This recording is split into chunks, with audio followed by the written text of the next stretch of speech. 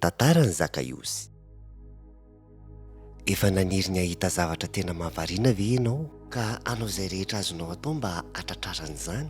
Angamba mba ahita olona manan-danja na hiaina fotoana miavaka. Izany indrindra no nitranga tamin'ny lehilahy iray antsoina hoe Zakaiosy. Nipetraka tao a Jeriko, izay tanàna miroborobo sy maresaka Zakaiosy. Saingy na dia teo ary ny harenany dia tsy dia norarahin'ny olona loatra izy, fa naninona ary? Satria izy no lehibe amin'ny mpamory hetra. Tamin'izany fotoana izany niasa ho an'ny Romanina ny mpamory hetra. Maro tamin'izy ireo no nanararoatra ny toerana mba hanangonana vola mihoatra noho izay ilainy, ka nitazona ny ambo no an'ny tenany. Tsy nisy hafa tamin'izany Zakaiosy.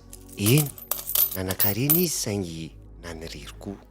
Nanana vola izy saingy tsy tia azy ny olona. Kanefa indray andro dia izy zavatra nova ny fiainany mandrakizay. Tonga Jesosy, tonga any Jeriko. Jesosy niresaka momba azy ny rehetra.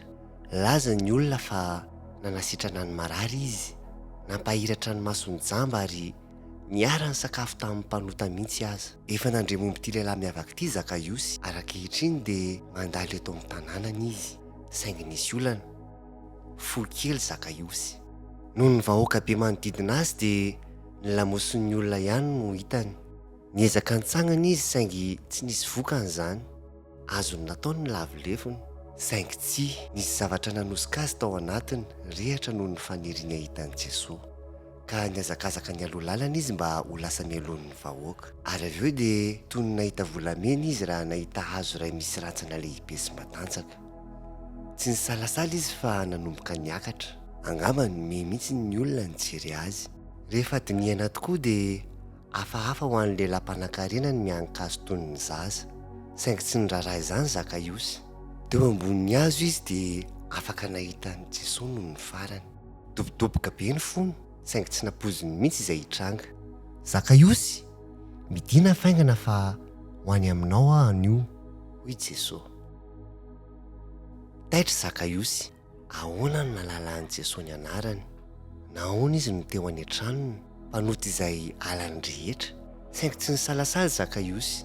Nidinaingana izy ary feno fifaliana ny fony.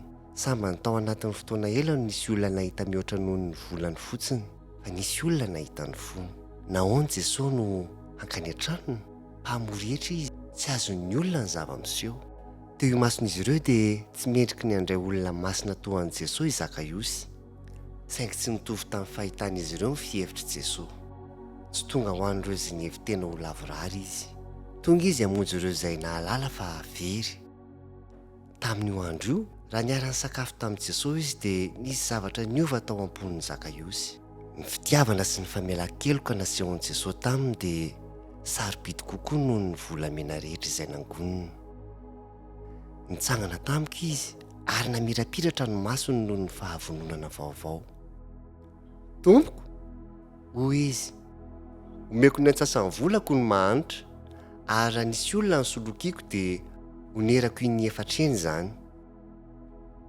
Omeny ny antsasaky ny fanana ny mahantra, ary onerany ny efatreny ho an'izay nandainga taminy. Mihoatra lavitra noho izay nitakiany lalàny izany. Araka ny lalàn'ny Mosesy mantsy dia ampy ny mamerina indroa eny, saingy tsy nanao zavatra noho ny antery intsony Zakaiosy. Nanome noho ny fitiavana izy. Androany niditra tao amin'ity trano ity ny famonjena. Ny fofeny fitsiriritana teo aloha dia lasa feno fahalala-tanana. Tsy toy ny teo aloha intsony ny fiainan'i Zakaiosy. Nanova ny fiainany fionany tamin'i Jesosy. Fantatrao ve fa tsy Zakaiosy ihany no hitan'i Jesosy? Mahita antsika tsirairay izy, niza isika.